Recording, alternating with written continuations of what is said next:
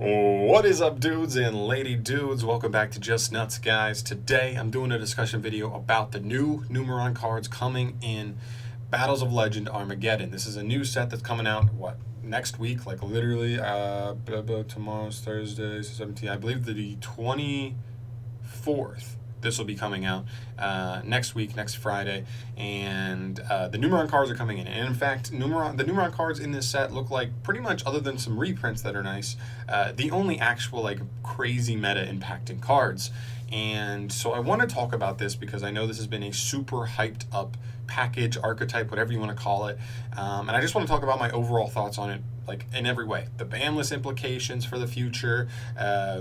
Zexal, how good I think it is, what I think it splashes well with, and go from there. So I want to start off with a little background. Obviously, it comes in Battles of Legend next Friday, but I want to go over the cards real quick, just in case you don't know what this little package does. We'll go over them real quick. First off, you have Numeron Wall. This card is just like essentially like a terraforming from the hand, but only for Numeron. What is it? The field spell, Numeron Network. So you can just discard him from hand, or sorry, not. You can send him from hand or field if you control no cards except for himself to just get it from your deck to your hand. Also, he has like some battle shenanigans that protect you from taking damage, which is pretty cool. Whatever. Then you have all your extra guys. So you have these four guys, which literally all do the same exact thing. They all just say they can't be destroyed by battle, and after they battle an opponent's monster at the end of the damage step, you detach a material to double the attack of all Numeron monsters you control until the end of the turn. Now, that doesn't really matter, the detaching at least, but that effect could come up just in terms of OTK situations. And then you have this guy. This is the only different one. He allows himself to XC summon himself on top of an Akam, which if you see, number one randomly is Akam and all the rest are not. So just keep that in mind. So you can always put him on top of the Akam. And when he's XC'd summon, you banish all monsters on the field. Then he also comes back during your next standby phase. So that could also be one of maybe in the extra deck. I don't know. It's cool. And then you inflict your damage to your opponent. So that's pretty cool for them. This is where you actually see it all come together. You have Numeron Network here. This card says, it's a field spell. During your main phase, send a Numeron normal spell card that meets its activation conditions from your deck to the graveyard. This effect becomes that spell's effect when it would be activated. And you can only use that effect once per turn. And also, as a continuous effect, Numeron Exceed monsters do not need to detach materials to activate their effects. So, like I said before, you're just going to summon out these guys cheesily, just straight out of the extract without actually Exceed summoning. So they won't have materials, but they'll be able to activate anyway because that's what a Numeron Network allows them to do. So keep that in mind. And then we get to the spell that you're going to be sending to do all this. This is Numeron Calling. If Numeron Network is in your field zone and you control no monsters, special summon up to 4 Numeron Gate Exceed monsters with different names from your extra deck, but banish them during the end phase. Also, you can only normal or special summon once for the entire rest of the turn. Okay, so that's pretty much the idea here. Is you're going to go network. You're just going to get access to that network via either your wall or a terraforming or whatever. You're going to use this to dump the calling straight from the deck, and then the calling will just activate to special summon you 4 of the gates, all with different names, and then you go from there. Now, keep in mind the stipulation says you can only normal summon or special summon once for the entire rest of the turn, and also keep in mind that the field spell needs the activation requirements to meet the card that you're sending, so you have to have no monsters on the field and Numeron Network in the field spell zone, which means you can't just pair this with an archetype where you're oh, well, I'll just do my combo with my actual archetype, and then I'll follow it up with a Numeron Network dumping a Numeron Calling and get my 4 materials for a really strong follow-up Zexal on top of the stuff I already have. That's not how it really works, because you still have to meet this requirement. You still have to have no monsters on the field. So if you're playing a deck that can play without putting monsters on the field, then that's where this card will shine in, at least, or this whole package in general. But this is kind of like your invocation for the archetype. You never really want to draw this. You just want this in the deck. You're probably going to play 2 of them. In case you draw 1, you still want 1 to be in deck so that you can resolve the network, but that's pretty much how the archetype works. Now, as for where you're going with that, usually you're going to see people going straight for number S0 Utopic Zexal. This card is insane. Essentially, it takes 3 number Exceed monsters with the same exact rank. Oh, wouldn't you know it, all these guys are number Exceed monsters that are all rank 1. There you go. You overlay for this thing. This thing's effect is during your opponent's turn. You can essentially just quick effect attach a material to, say your opponent cannot activate cards or effects for the entire rest of the turn.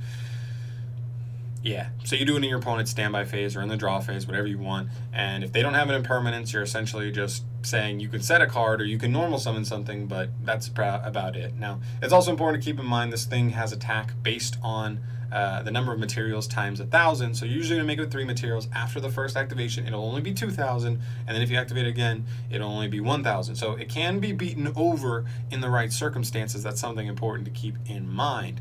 But still, they're going to try and probably go for OTK on you on the following turn, or just they'll probably have amassed a bunch of resources anyway, so it still makes it really tough to deal with. This is the penultimate win condition of this package, and I think that's really important to know because it's a card we've had our eye on for a while, kind of like Rongo Miniad, as well as like now Calamities. We've heard people talking about Calamities for the last couple months saying Calamities should probably go. Like when Calamities is only played in a couple niche decks, fine, but when it's super generically easy to make as a win condition in any deck that can just make Halki Fibrax, that's when it's a little too good. And same thing here, any deck that can just splash this engine can make Zexal so crazy easily that we're all just sitting here going like, come on, this win condition is so unfair. There's like one answer to this card in the entire game that actually answers it legitimately, and that's like holding an imperm for when they try and activate this on your turn. That's about it, and it's just not enough. So let's see, as we get into some other stuff, I want to talk about the ban list here. The ban list is one thing that's interesting. I think out the gate, I would really like to see. Listen, here's the first thing: is we won't have a ban list live until earliest September 1st. So we have at least a month and a half from now until that anyway. So we're gonna have some time with the NUMERON stuff for sure to see what they can really do in the TCG, at least on the online scene. I really hope that on this list they just go ahead and nip it in the bud, throw Zexal on the list. Let the NUMERON stuff play for maybe one more format after that, but Zexal has to go. That's not a win condition we can have, especially not in the forefront of the meta. I think Konami will realize that very soon, that this card will just be played way too much in specifically Eldritch and maybe Subtears. That's another thing I was looking at before, is thinking about these restrictions that this package has. You have to have no monsters when you're activating it, and you can only summon one more time. But that's the thing with Subtears, is you're not really trying to summon, you're trying to just set a guru.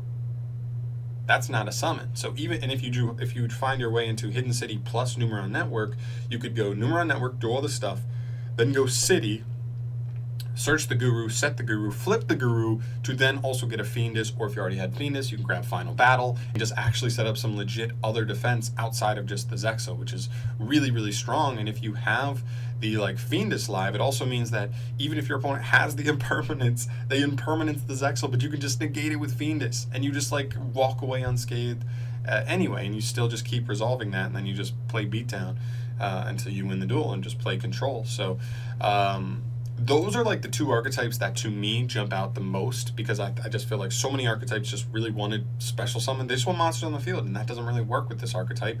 In fact, going into Zexal is supposed to be your only one summon. So it has to be an archetype that doesn't do that. Eldritch works because you're just going to set a bunch of Eldritch cards anyway. You may use Eldritch's card effect in hand, but you don't need to actually bring him out that turn, and you can totally stand to just wait a turn until the following turn to actually bring Eldritch out and actually try and play some legit beatdown. So in that archetype, same kind of deal. Like, it just doesn't need monsters on the field turn one. A lot of other archetypes really can't do that. I mean, so much of Yu-Gi-Oh! Right now is monster-based, so it's mostly just those two archetypes, but one of which is Eldritch. Eldritch is already arguably the best deck in the game next to Adamantipator. All you do is you switch out the Synchro stuff for the NUMERON stuff, and I think they all have their pluses and minuses. I just think Zexal is a more busted win condition than blah blah blah, like Calamities is, or going like Savage Arclight, which draws or whatever. I think it's just an overall like stronger win condition, as far as just not allowing your opponent to play. They just are passing turns with 5 cards in hand. It's crazy. So yeah, I think that's definitely what I'm really hoping is when we get to the ban list, when we get to September 1st, or hopefully they give us an update prior, do the thing like a week before they reveal what the ban list is going to be and say it's going to be ready September 1st, that's when it's going to go into effect. And I hope Zexal is on there. I really hope Konami nips it in the bud. Otherwise, like Eldritch, they either have to hit Eldritch, the archetype severely, or hit Zexal. And even if they hit Eldritch severely, I still think we'll see Zexal somewhere else, splashed with something else. You could just play Zexal Control, honestly, because it is fairly repeatable, because you just play an entire extra deck of just Zexal cards. So it's pretty nasty. I just think, I don't know, I was looking up rulings too, just making sure that this wasn't one of the things where you could send this card and then like the weird stipulation effects don't apply, but yes, they do apply. Saying banish them during the end phase if you don't use them, but also normal summon or special summon. You can only do it once per turn, so once for the rest of the turns. So those are still effects, just if you're worried about the rulings on that. But yeah, this archetype's insane. I definitely think we need to be careful with this. There's a lot of hype behind this, and honestly, looking at all of Battles of Legend, there's not a ton else that's actually like, maybe fossils could be interesting, but they definitely need way more help. I think appliancers are awesome, but the problem with appliancers is they just like don't have a win condition. They have a bunch of cards that like they have some removal that's nice. They have some funky battle phase shenanigans, but they need like a disruption. They need some quick effects, man. They got no quick effects, and that's really, really bad in 2020. And then, some reprints. So this is like legitimately the only thing that's like super meta impacting, and other than maybe like Fire Flint Lady with like the Infernoble Knights, like after Rise of the Duelist, that could be something. But yeah, I don't know.